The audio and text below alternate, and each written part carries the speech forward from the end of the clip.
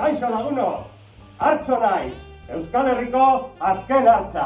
Gustatzen zaizkizue hartzak? Ba gaurko liburua, hartz bati buruz doa.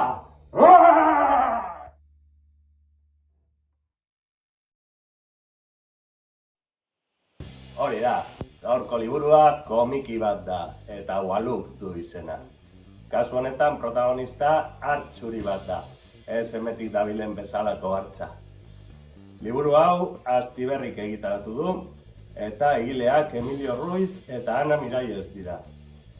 Prest zaudete izotxartean bidaiatzeko? Oazen ba! Waluk Artikoan bizi da. Oso gaztetxoa da, eta zoritxarrez ama galdu egin du, baina suertea dauka. Eskimo deitzen den hartz batekin juntatzen da. Eskimo oso zarra da, baina oso jakintsua ere bai, eta batera pilo bat abentura biziko dituzte. Ana Mirallesek egindako ilustrazioak apartekoak dira. Elurraren eta izotzaren edertasuna oso ondo transmititzen ditu. Irakurtzerakoan, Artikoan zaudela ematen du. Animalien espresioak ere oso zainduta daude. Komiki hau, aproposa da.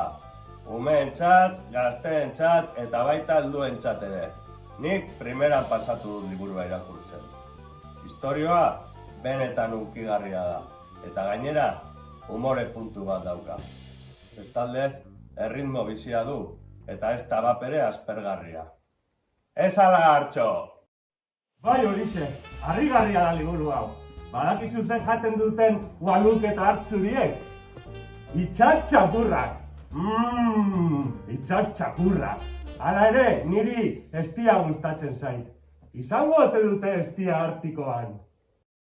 Beraz, badakizue, komikiak, animaliak eta abentura gustatzen bazaizue, Waluk irakurri beharra daukazue. Eta ez ahaztu like ematea. Agur!